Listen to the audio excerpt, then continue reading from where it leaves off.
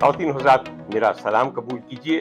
आज loud speaker की ये स्पेशल एपिसोड है, इसलिए कि ये एक मेरे दोस्त की फरमाइश पे, उनके हुक्म पे, बल्कि उनकी ताकीद पे की जा रही है। आइए मैं पहले आपको इंट्रोड्यूस करवाऊं कि उनका नाम क्या है। उनका नाम है डॉक्टर खुर्रम शफीक खान। डॉक्टर साहब एक लीडिंग इंटरवेंशनल रेडियोलॉजिस्ट हैं जो लाहौर में काम करते हैं और अमेरिका से उन्होंने क्वालिफाई किया हुआ है, और जाहिर है कि मेरे दोस्त हैं तो किंग एडवर्ड से फारगुल तहसील है। सबसे पहले मैं एक दो जुमले कहना चाहता हूं उनकी स्पेशलिटी के बारे में।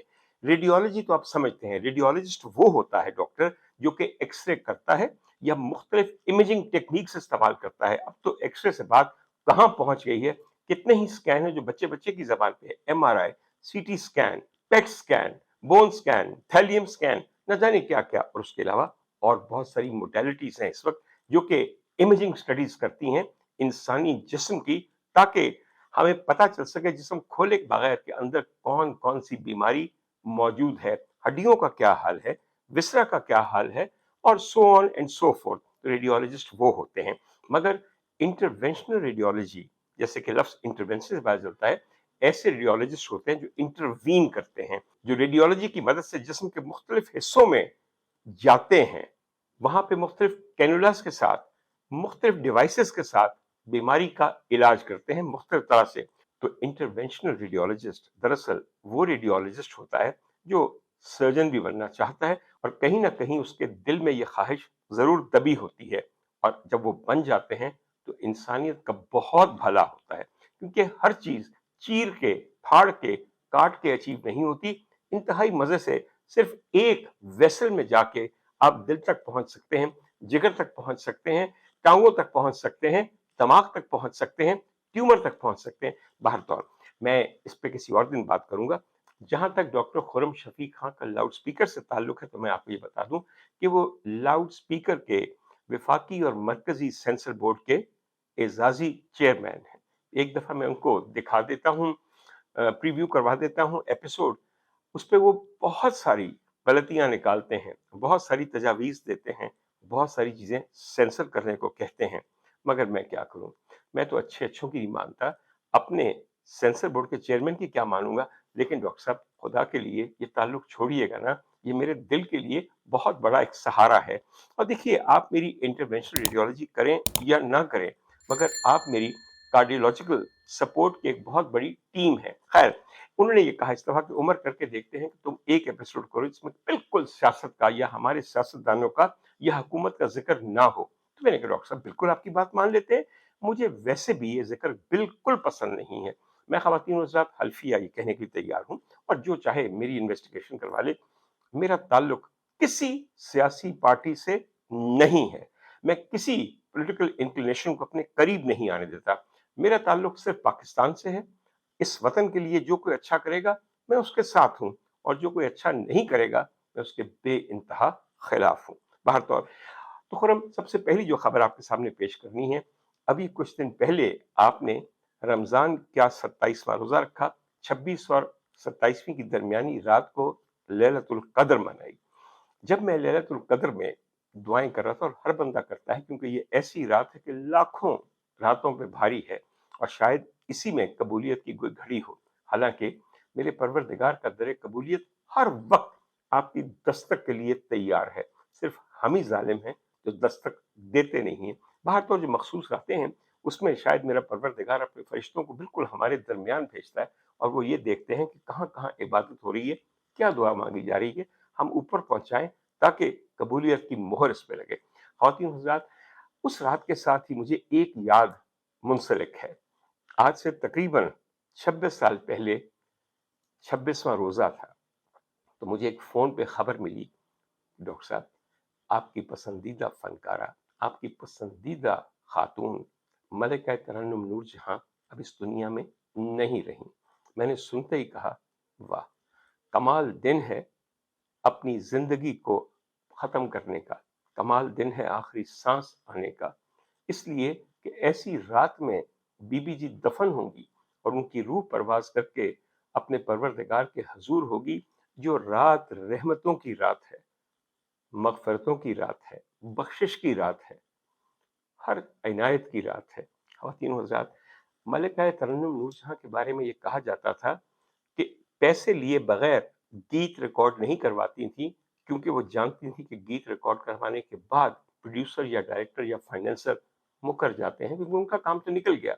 वो पहले पैसे लेकर पेशगी, उसके बाद अपना गीत रिकॉर्ड करवाती थी।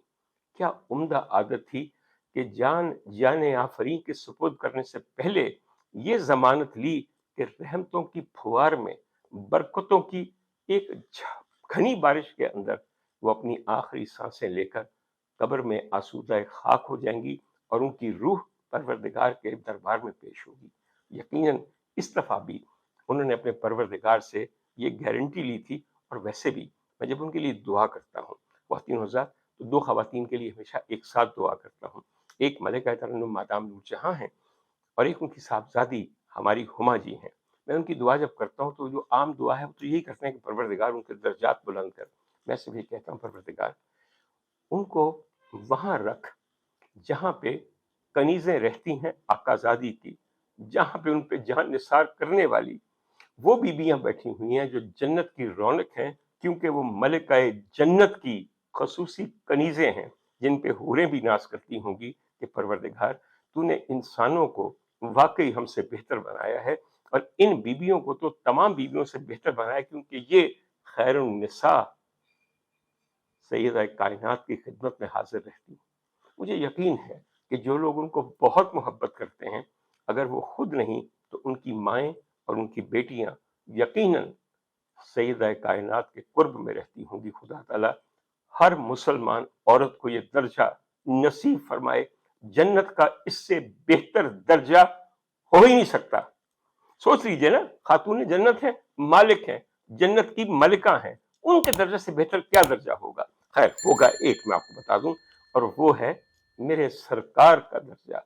हाय, वो कसर नबूवत जन्नत में होगा, मेरे सरकार का होगा, और हम सब उसके गुलाम होंगे, उसके दर के फकीर होंगे, उन पे जान निसार करने वाले होंगे इंशाअल्लाह ताला। ख्वातीन हज़रात, मुझे अच्छी तरह याद है, हुमा जी ने मुझे बताया और कहा कि उमर भाई, मैं उस वक्त नहा रही थी और मेरे सर में शैम्पू लगा हुआ था जब मुझे फ़ोन पे ये बताया गया कि माँ जान नहीं रही।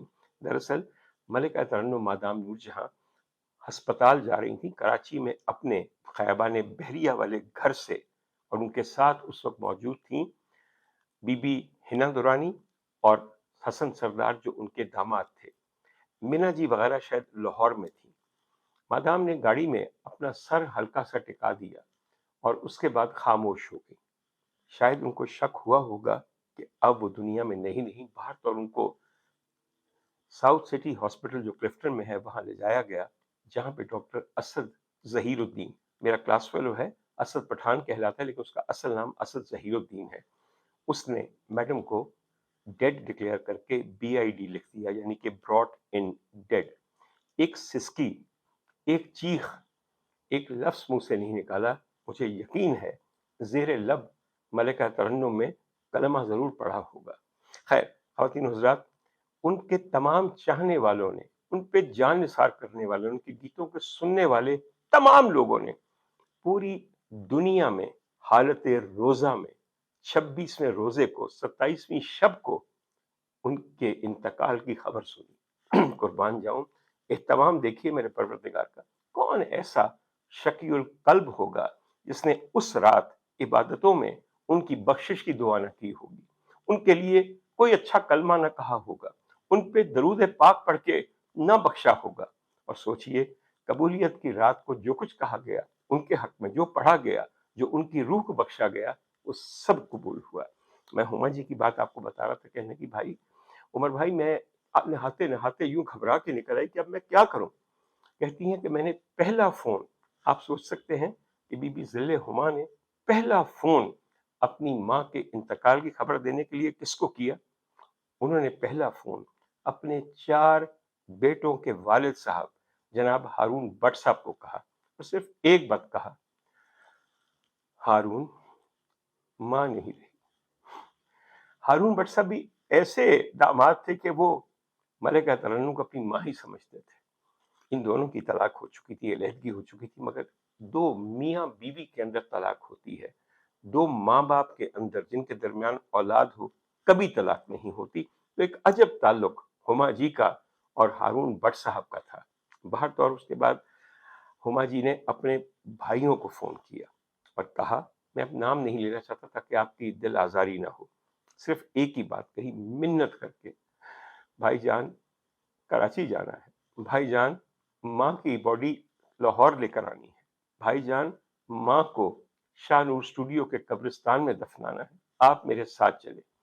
मैं नहायत अफसोस से कहना चाहता हूँ कि दोनों भाई अपनी अपनी परेशानी को इस तरह हैंडल कर रहे थे कि दे स्टार्टेड ड्रिंकिंग, और वो तकरीबन हाफ ड्रंक थे और किसी काबिल नहीं थे कि वो ऐसा करें। बाहर तौर उस वक्त उनके कराची के टिकट्स जितने लोगों के चाहिए थे वो बुक किए गए, और इन टिकटों के हसूल के सिलसिले में जो साहब सबसे ज्यादा मददगार साबित हुए वो हुमा जी के समधी रिफत साहब थे, जो हमारी प्यारी बेटी आशू, जो कि मोहम्मद अली भट्ट की बेगम है, यानी कि हुमा जी की बहू हैं, उनके वालिद हैं, उन्होंने करके दिए। लंबी कहानी है कि फिर उसी रात गिजरी के कब्रिस्तान में मलिका तरन्नुम नूरजहां को उन्हीं की समधन यानी कि खालिद वहीद साहब की वालिदा के लिए मुख्तस कब्र की जगह में दफन किया गया।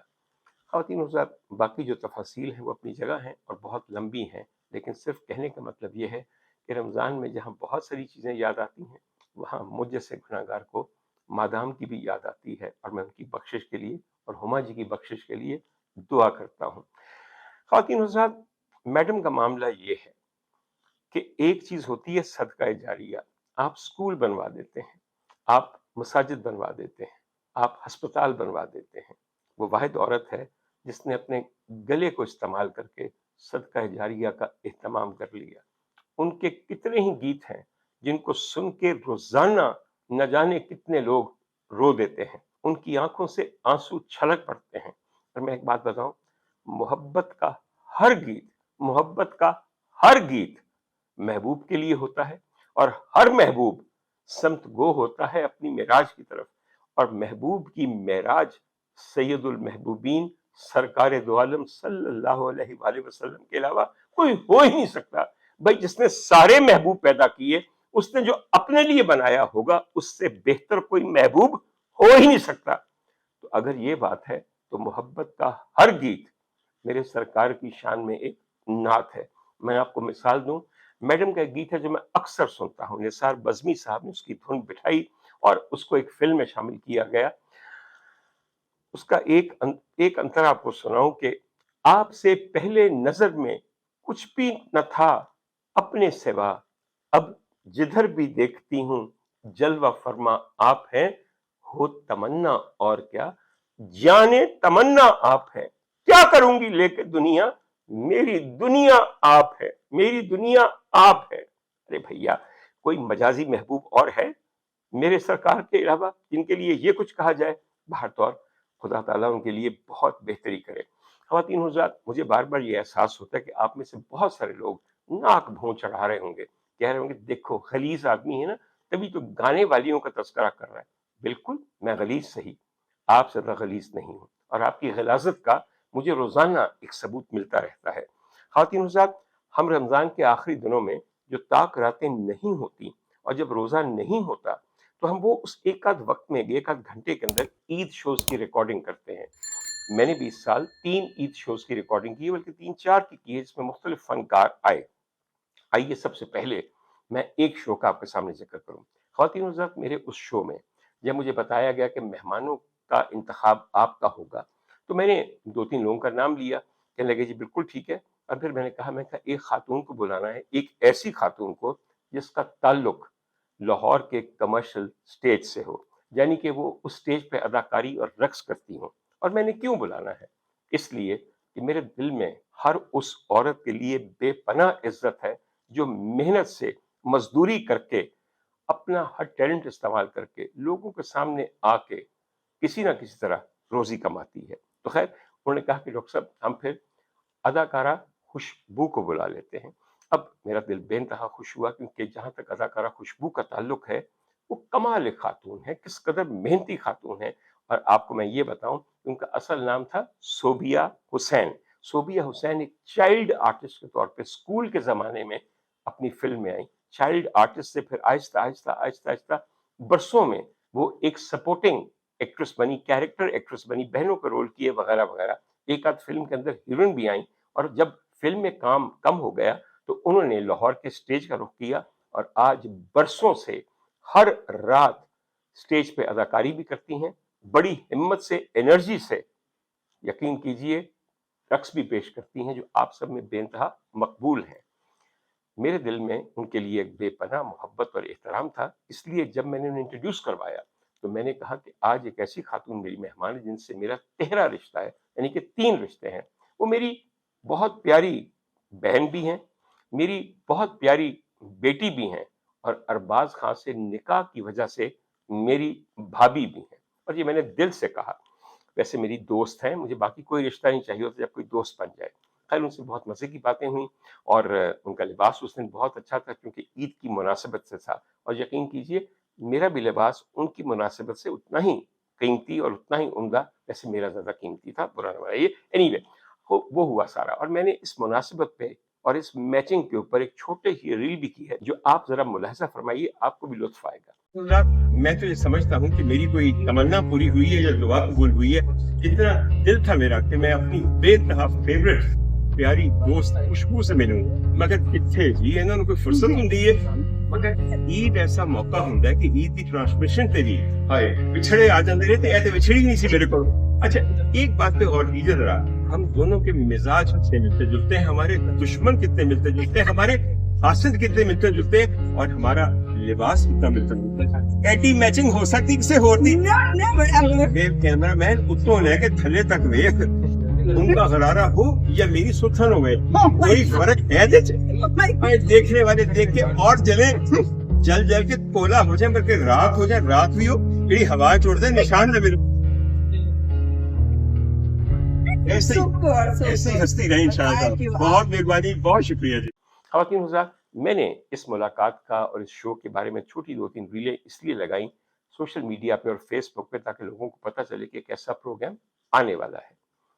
आपके कमेंट्स, बहुत सौ के कमेंट्स बहुत अच्छे थे, मगर आप में से वो लोग भी हैं जो अपने कमेंट के ज़रिए, उसके कंटेंट के ज़रिए ये बताते हैं कि आपकी माँ का ताल्लुक किस नस्ल से है और उस औरत ने अपने से भी बदतर नस्ल के किस मर्द के नुत्फे को अपने बतन में पाल के आप जैसे किरदार और इंसान पैदा किए हैं। आपका एक आध कमेंट ही हमेशा आपकी माँ के करतूत भी बता देता है और बाप का भी पता पूरी तरह बता देता है और फिर कोई हैरत नहीं रहती कि ऐसे कमेंट्स करने वाले यकीनन ऐसे ही माँ बाप की औलाद हो सकते हैं। आप कभी जब किसी खातून को देखते हैं, उसकी उम्र के बारे में आपको इतनी तकलीफ क्यों होती है?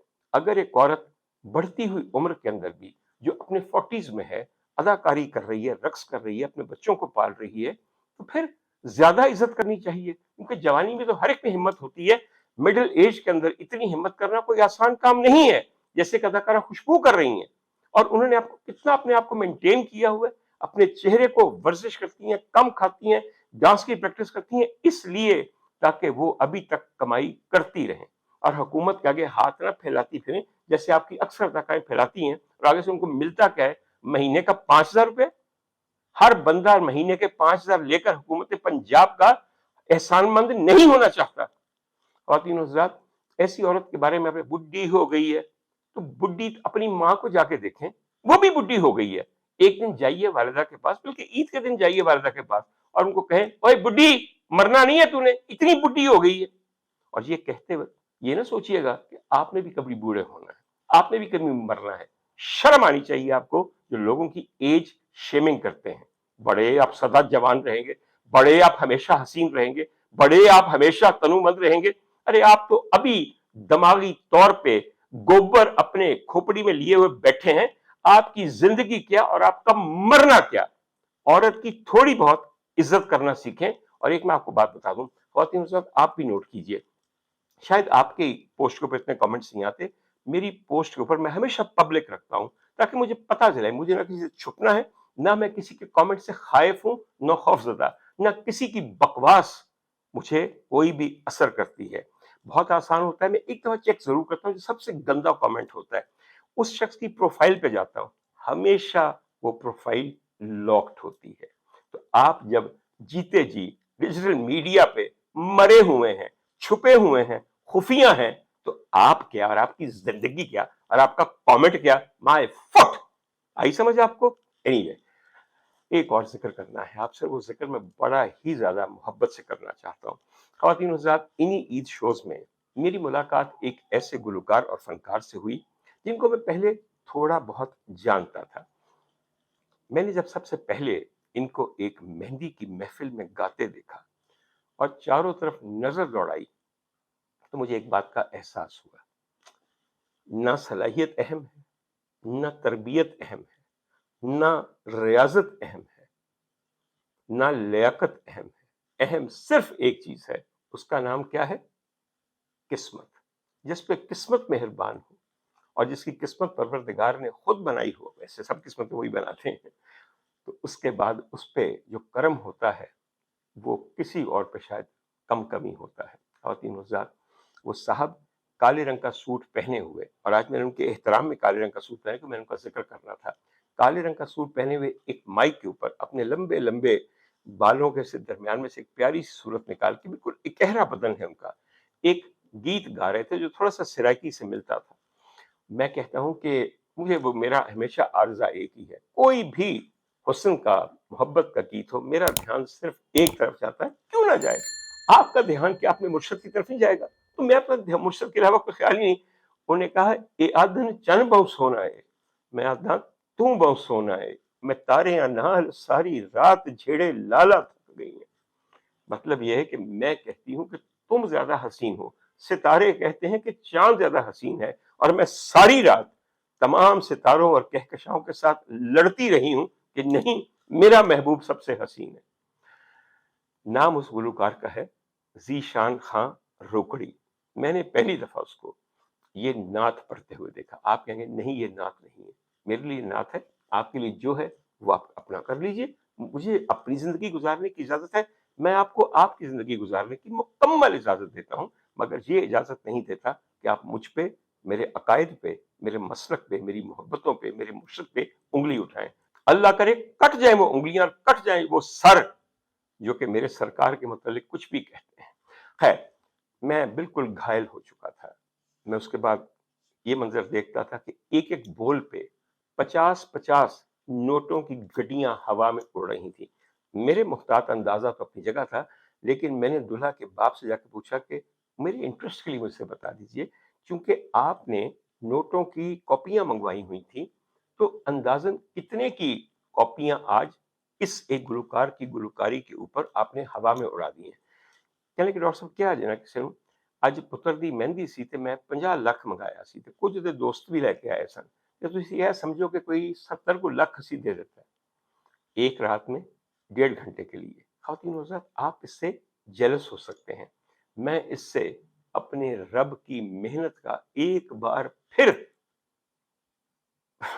کیا کہنا چاہیے, مان گیا اسے سب مانتا ہوں, میرا ایمان بہت مضبوط ہے اپنے رب کے بارے میں, لیکن روز میرا پروردگار تائید تازہ کا اہتمام کر دیتا ہے. پہلے بھی معترف تھا, ہر روز اور معترف ہوتا جاتا ہوں, شکر کرتا ہوں.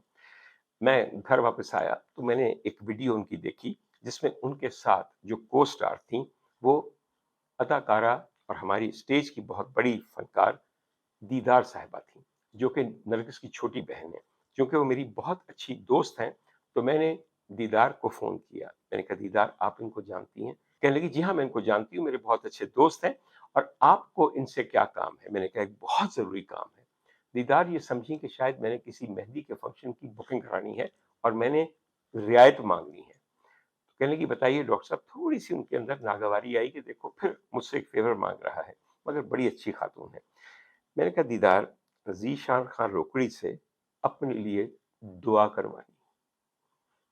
کہنے لگی کیا؟ میں نے کہا میری طرف سے درخواست کیجیے گا ذیشان کو کہ میرے حق میں اور میری اولاد کے حق میں دعا کرے. کہنے لگی کیوں؟ میں نے کہا دیدار, مجھے پروردگار نے بہت سی نعمتیں دی ہیں, میری نظر میں وہ سمجھ اور پہچان دی ہے کہ میں ان لوگوں کو پہچان جاؤں کہ جن کے اوپر اللہ کا خصوصی کرم ہوتا ہے، اور جب اللہ کا خصوصی کرم دیکھتے ہیں کسی پہ تو منہ پہ ایک ہی کلمہ آتا ہے، وہ ہے سبحان اللہ۔ پھر خیال آتا ہے کہ یہ جو کرم اس نے کیا ہوا ہے، یہ جس خوبی کی وجہ سے یہ کرم ہے، یہ دنیا سے پیار کر رہی ہے، وہ خوبیاں دراصل تمام میرے رب کے لیے ہیں، تمام خوبیاں اس کے لیے ہیں۔ تو ساتھ ہی بندہ کہتا ہے الحمدللہ، اور پھر جب مزید نظارہ دیکھتا ہے کرم کا تو پھر کہتا ہے اللہ اکبر، وہ سب سے بڑا ہے، وہی سب ہے۔ خواتین و حضرات، یہ تینوں الفاظ ذیشان خان روکڑی کو پرفارم کرتے ہوئے دیکھنے پہ میرے دل سے نکلتے ہیں۔ اور دیکھیے، ذرا سی خواہش کی کہ کسی پروگرام میں روکڑی صاحب میرے مہمان ہوں، تاکہ میں ان کو بتا سکوں کہ میرے دل میں ان کے لیے کیا محبت اور کیا عقیدت، ہی میں کہوں گا عقیدت بھی ہے۔ اب آپ یقین کیجئے گا کہ ایسا کچھ اہتمام ہوا کہ رمضان کے دنوں میں مجھے ایک فون آیا۔ میں نے پوچھا فرمائیے، میں ڈاکٹر عمر عادل بول رہا ہوں۔ آگے سے جواب آیا، میں ذیشان خان روکڑی بول رہا ہوں، آپ کی ویڈیوز دیکھ کے آپ کا فین ہو گیا ہوں، اتنا لطف آتا ہے آپ کی ریلز دیکھنے کا، آپ کے ویلاگز دیکھنے کا۔ میرے دل میں خیال آیا، پروردگار، دنیا جہان اس کی ریلز دیکھتی ہے، اس کے گیت دیکھتی ہے، کیونکہ یہ سوشل میڈیا پہ بہت ویل مینجڈ ہیں، اور دیکھیے یہ ان چیزوں کی وجہ سے، آپ کی محبت کی وجہ سے یہ میرے ویلاگز دیکھتے ہیں۔ میں نے کہا فرمائیے میرے لیے کیا خدمت ہے؟ کہ لگے کہ وہ فون آیا تھا کہ کہیں آپ ایک عید شو ہوسٹ کر رہے ہیں اور میں اس میں آ رہا ہوں۔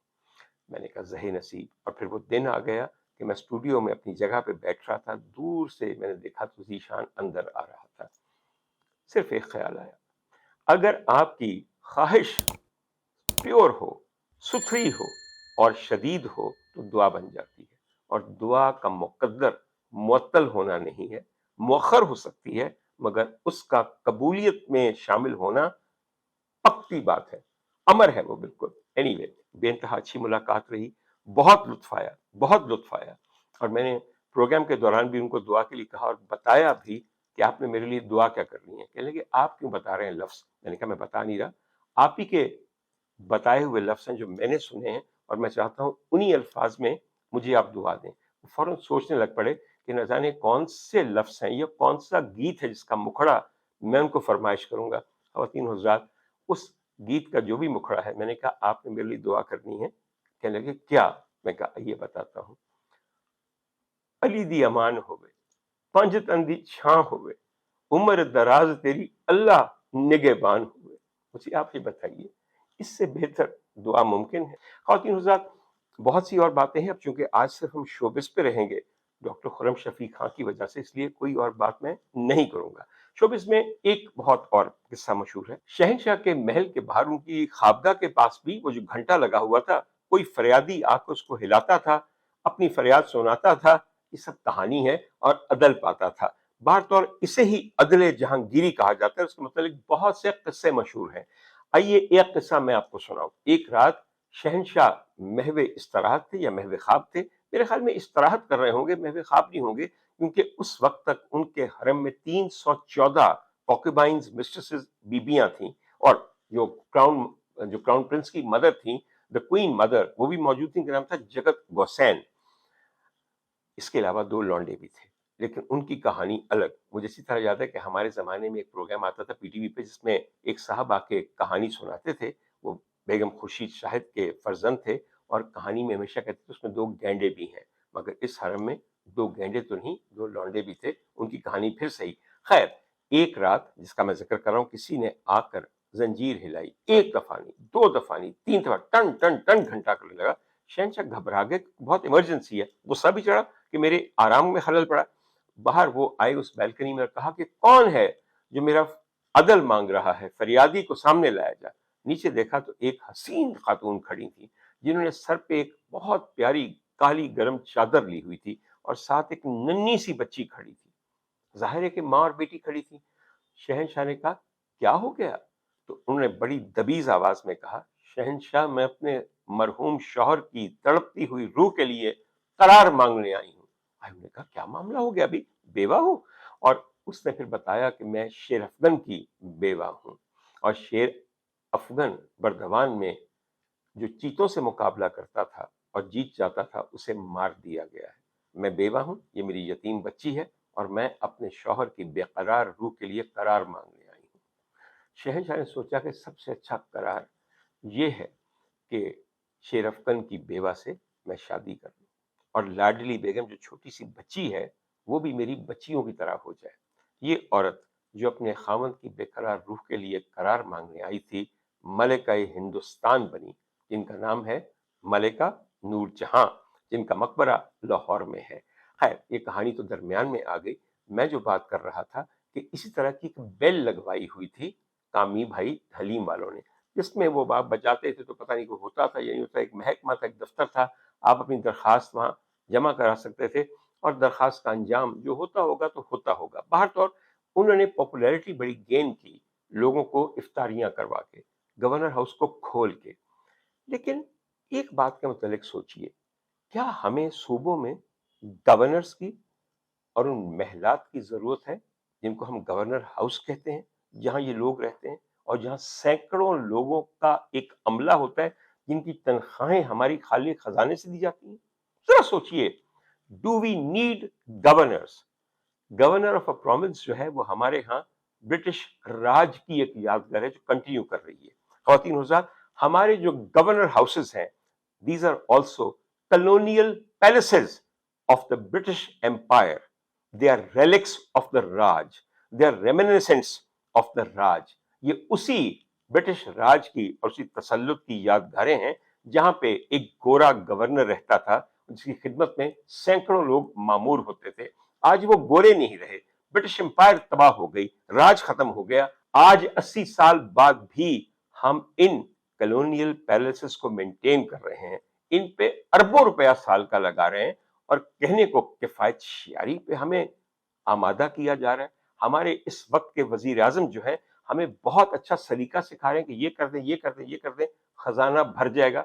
خزانہ کبھی نہیں بھرتا جس کے اندر ہیمریجنگ ہو رہی ہوتی ہے۔ ایک اتنے سارے سوراخ ہوتے ہیں، اوپر سے ڈالتے جاؤ، نیچے سے بہاتے جاؤ۔ آئی سمجھ آپ کو میری بات کی؟ اینی وے، آپ کو میں صرف بتاؤں اپنے پوائنٹ کو کی تائید میں، لاہور کا گورنر ہاؤس ہے جسے آپ جانتے ہیں کہ مال روڈ پہ ہے، بڑی مشہور جگہ ہے۔ آتے جاتے ہر ایک نے دیکھا ہوگا، کم از کم دیواریں دیکھی ہوں گی، پوسٹرز اس پہ لگے ہوتے ہیں وہ دیکھے ہوں گے۔ پوسٹر سے پتہ چل جاتا ہے کہ آج کل اس گورنر ہاؤس، اس محل کے اوپر کس پارٹی کا تسلط ہے۔ ضروری نہیں کہ وہی پارٹی اور اسی کا وزیر اعلیٰ پنجاب میں بھی ہو، آپ سب جانتے ہیں، میں کیا بتاؤں آپ کی، صرف انفارمیشن کے بتا رہا ہوں کہ پنجاب کا گورنر جو لاہور میں جس محل میں رہتا ہے اس کا رقبہ کتنا ہے، بوجھیے ذرا۔ آپ کا گھر کتنے کنال میں ہے؟ اچھا سوری، آپ تو 15 مرلے میں، چل ہٹ یہاں سے، کیا دیکھ رہا ہے یہاں پہ؟ کوئی 2-3 کنال والا؟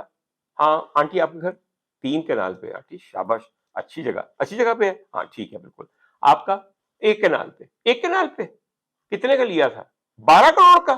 ٹھیک ہے، آج کل یہی ریٹ چل رہا ہے اچھی جگہ پہ باہر کا، اور جو اسپینش اسٹائل ہے ان کا۔ خواتین حضرات، آپ سب لوگ جو ہیں واقعی عوام ہیں۔ اچھا آپ کو سوری، وہ کہہ رہی میرا فارم ہاؤس ہے، کتنے کنال پہ آپ کا فارم ہاؤس؟ 2 ایکڑ پہ کتنے کنال ہوئے؟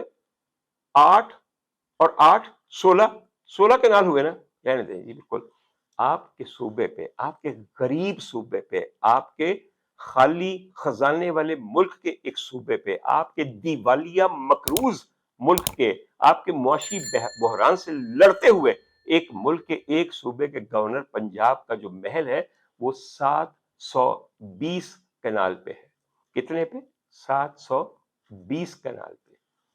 اور اس کو مینٹین کرنا، اس کے گارڈنز کو مینٹین کرنا، اس کے رنگ و روغن کو مینٹین کرنا، اس کے دفاتر کو مینٹین کرنا، گورنر صاحب کی اپنی خدمت کو مینٹین کرنا، ان کی دل بستگی سامان کرنے کے لیے سینکڑوں ملازم، اتنے ملازم ہیں کہ ان کے بچوں کے لیے ایک سکول اور ایک ہسپتال اندر قائم کرنا پڑا، اتنی آبادی ہے وہاں پہ ملازمین کی۔ خواتین حضرات، ایک دفعہ سوچئے، کیا واقعی ہم سلیقہ مندی سے کفایت شعاری کرنے پہ مائل ہیں؟ ہر دفعہ جب حکومت بدلتی ہے ہمیں کہا جاتا ہے گورنر ہاؤس کو یونیورسٹی بنا دیا جائے گا، وزیر اعظم ہاؤس کو یونیورسٹی بنا دیا جائے گا۔ یہ ایک انتخابی ڈھکوسلا ہے جو کبھی پورا نہیں ہوتا۔ باقی آپ کے سامنے ہے۔ ایک اور آپ کو بات بتاؤں، آپ ہی کے ملک کا سب سے بڑا صوبہ ہے جس کا نام ہے بلوچستان۔ آپ نے شاید بلوچستان کا گورنر ہاؤس نہیں دیکھا۔ سچ بتائیں، سچ بتائیں، آپ میں سے کتنوں کو اس وقت میرے پوچھنے پہ، ادھر ادھر دیکھنے یا گوگل پہ چیک کرنے سے نہیں، یہ پتا ہے کہ بلوچستان کا گورنر کون ہے؟ بتائیے، سچ بتائیے. Do you even know this is the consequence, this is the importance, this is the need of a governor? میں بتاتا ہوں آپ کو, آپ نے کبھی نام نہیں سنا ہوگا. اور ایمانداری کا کام کیجیے گا, ہمیشہ جھوٹ نہ بولیے گا. یہ کوئی جیتو پاکستان نہیں ہے جہاں نمبر بتانے پہ آپ کو گاڑی مل جائے گی. حضور والا, ذہانت کا تو آپ نے یہ حال کیا ہے. The name of the governor of Balochistan, the largest province of Pakistan, is شیخ جعفر خان مندوخیل. کبھی کسی نے نام بھی سنا تھا؟ ایمانداری سے بتائیے. ہاں آنٹی, آپ جو سر ہلا رہی ہیں بالکل صحیح کر رہی ہیں, کسی نے نام بھی نہیں سنا ہوگا. میں نے خواتین و حضرات وہ گورنر ہاؤس بھی دیکھا ہے جو کہ سندھ کا ہے, اور وہ بھی ایک پورا محل ہے. میں جب محل کہتا ہوں نا ان کو, تو ایک وجہ سے کہتا ہوں. جب بھی کوئی ڈگنیٹری آتا ہے, خاص طور پہ جب برٹش رائلٹی آتی ہے, تو وہ گورنر ہاؤس پنجاب کا دورہ ضرور کرتی ہے یا اس میں رہتی ہے. آپ یقین نہیں کریں گے نا, تو ہمیشہ سے, کیونکہ یہ محلات ہیں اور بادشاہوں کے لیے ہیں, یہ ایک جمہوری حکومت کا حصہ نہیں ہے. تو مجھے اچھی طرح یاد ہے کہ ہمارا جو کالج تھا کنگ ایڈورڈ میڈیکل کالج, وہ کنگ ایڈورڈ the 7th کے نام پہ تھا. وہ جب لاہور آئے تو گورنر ہاؤس میں رہے, لاہور کے گورنر ہاؤس میں. اس کے علاوہ کنگ جارج the 5th, اس کے علاوہ کنگ ایڈورڈ the 8th, اس کے علاوہ ملکہ الزبتھ ثانی, وہ خود اس, اور ان کے میاں بھی Duke of Edinburgh Prince Philip, وہ بھی یہاں رہے. پرنسس ڈائنا نے بھی اس محل کو وزٹ کیا. اور میرے خیال میں جب ان کے بیٹے پرنس ولیم اور ان کی بہو Princess Kate Middleton, the Prince and Princess of Wales آئے تھے, شاید وہ نہیں گئے, مجھے نہیں یاد آ رہا, میں نے بھی کوئی تصویر وہاں پہ دیکھی ہوئی ہو. باہر طور مس ہو گیا. اگلی دفعہ جب کنگ بن کے آئیں گے تو ہمارا گورنر ہاؤس ماشاءاللہ تھرائیو کر رہا ہوگا, 720 کنال پھیل رہے ہوں گے, گارڈنز مینٹین ہو رہے ہوں گے, ملازمین کی کچھ تعداد بڑھ گئی ہوگی. باہر طور وہ آئیں گے تو پھر ان کو یہاں پہ بھی ہم مہمان رکھیں گے. خواتین و حضرات, بہت سی باتیں کہنے کو دل کرتا ہے, مگر میرے خیال میں خرم آج اتنا کافی ہے.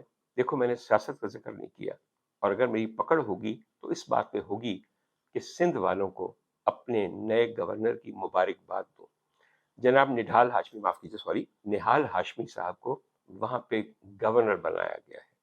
مجھے بتانے کی ضرورت نہیں کہ نہال ہاشمی صاحب کے دل میں عدلیہ کی کتنی عزت ہے, اتنی عزت ہے کہ وہ ان کے لیے زمین تنگ کرنا چاہتے ہیں. ان کے دل میں ہماری افواج کے لیے, ہمارے نیوکلیئر ویپنز کے لیے کتنی عزت ہے, وہ ان کو صرف محض دکھاوے کا پٹاخہ سمجھتے ہیں. دوسری بات یہ ہے, نہال ہاشمی صاحب کو اپنی زبان پہ کتنا کنٹرول ہے, کتنی گرفت ہے, وہ بھی آپ اچھی طرح جانتے ہیں. میں نے پچھلی دفعہ مسٹر پتلو کی تعریف کی تھی کہ 3 جماعتیں پاس ہے اور کروڑ پتی ہے اور جیتو پنجاب کر رہا ہے. اور میں نے کہا تھا, جو کھیلو گے کودو گے تو بنو گے نواب, جو پڑھو گے لکھو گے تو ہوگے خراب. آج میں یہ بھی کہوں گا, جو ڈیش کرو گے تو بنو گے گورنر, اور وہ بھی سندھ کے. بہت مبارک ہو اہل سندھ.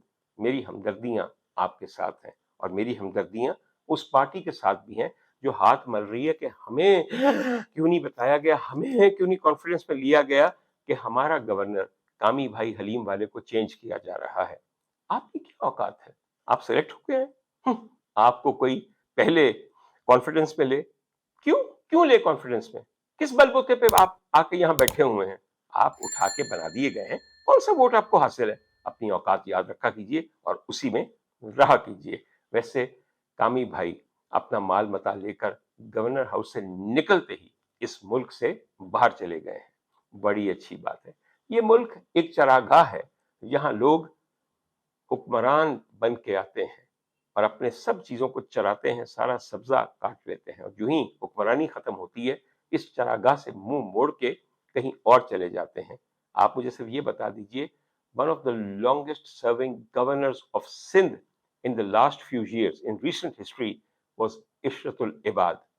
وہ کہاں ہے؟ کراچی میں, حیدرآباد میں, سکھر میں. اگر آپ بتا دیں گے تو میں آپ کو یقیناً کوئی نہ کوئی تحفہ ضرور ارسال کروں گا. بہت شکریہ.